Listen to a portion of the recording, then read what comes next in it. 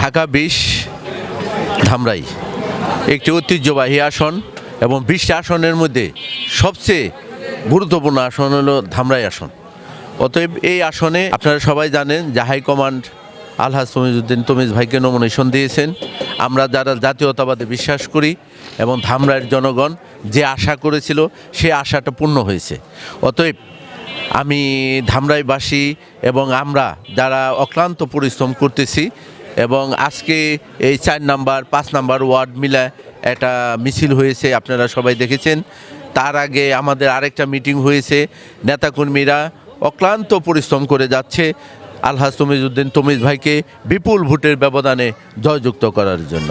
ধামরাইবাসী অতি আগ্রহ নিয়ে আছে ১২ তারিখের ভোটের জন্য।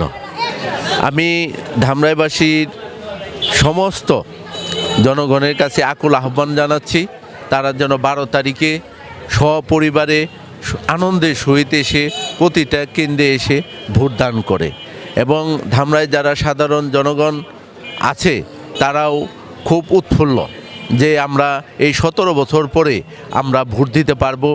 তারুণ্যের প্রথম ভোট ধানের শীষে হোক। সাধারণ জনগণ যারা আছে তারা অপেক্ষায় আছে এই ১২ তারিখের জন্য।